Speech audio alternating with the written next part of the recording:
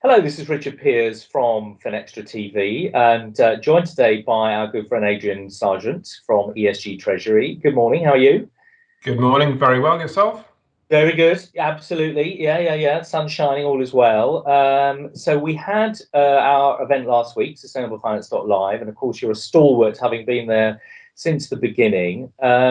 This time, we changed it up a little bit for your session. Tell us what you were trying to achieve coming into this event.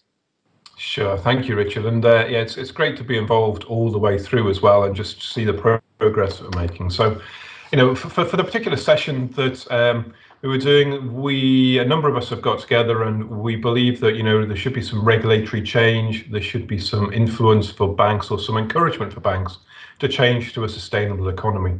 And so therefore, one of the papers that we've produced is about some green risk-weighted assets, which is all very important for banking and regulation and capital requirements.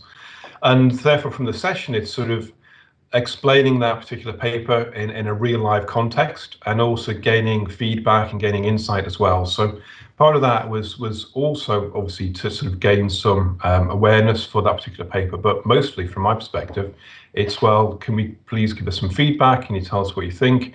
If it's a great idea, let's support it, let's drive it forward, and let's make progress. So, similar to the sustainable finance agenda that we've been following for the probably over a year now, it's about trying to instigate change, trying to drive things forward quicker, and trying to be a promoter for good. And so, as an authority on, treasurer, and still, focusing on that, but risk and ESG, etc. I mean, what do you get from dealing with all these sort of diverse people? What does that bring for someone like you?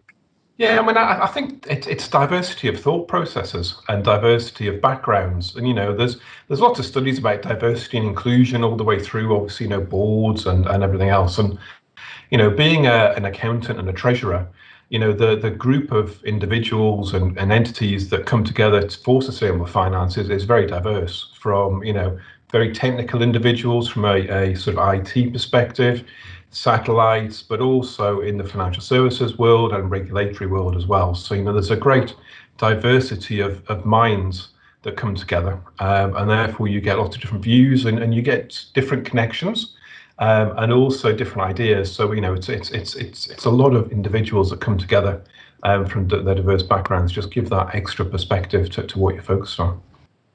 So tell me, from the event itself, what would you say were the sort of 2 or 3 things that you brought to the event, through the release of the paper, that you really want people to remember, and 2 or 3 things that you learned from others? Sure. So, bringing the paper to the event is all about sharing it, gaining feedback, gaining understanding, and gaining traction as well, accelerating the change. So, if we can get others interested, if we get that feedback, then that's brilliant. And, taking away from the event, the huge amount of enthusiasm, great ideas. There was more sessions than obviously just the one I was involved in heavily at the event. And, there's a great number of individuals and enthusiasm to move things forward. So, looking to the future as well, how do we capitalize on those key items? How do we continue the networks that we built there, and how do we sort of get some of the solutions accelerated for change going forward?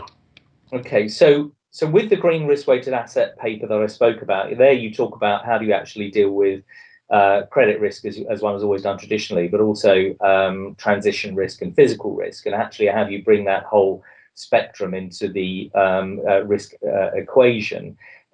What did we learn from the workshop, do you think? Was it just a validation of what your paper's all about? Did you learn anything new? And what should we do next? So there was a validation. We did a number of audience participation questions, and they all came back very positive. So therefore there was some validation of thought around it, that we were on the right track, which is great. So we should continue. And then doing next is to gain more traction, gain more understanding, gain more input. And we are about to release a second paper, which is more mathematical, more detailed, but that then gets into the real nitty gritty, should we say, of the regulation, of the calculation there. But stepping back, and I mentioned before there was lots of sort of technology and data providers and everything else there.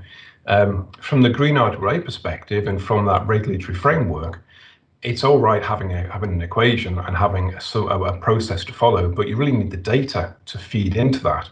So one of the key elements there, and there was a great session sort of following ours on data as well, it's about, well, how do you get that ecosystem of data providers flowing in and easily accessible such that we can really make that impact and make that change happen quickly.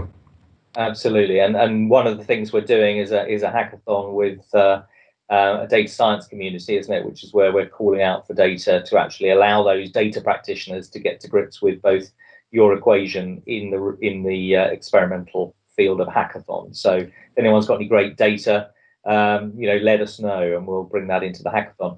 Lots to do, but fantastic progress. Adrian, thanks so much for your time this morning, and of course, as always, and have a good rest. We'll see you in 2021 to carry on. Brilliant. Thank you very much. I look forward to it, Richard. Thanks, Adrian. Thank you.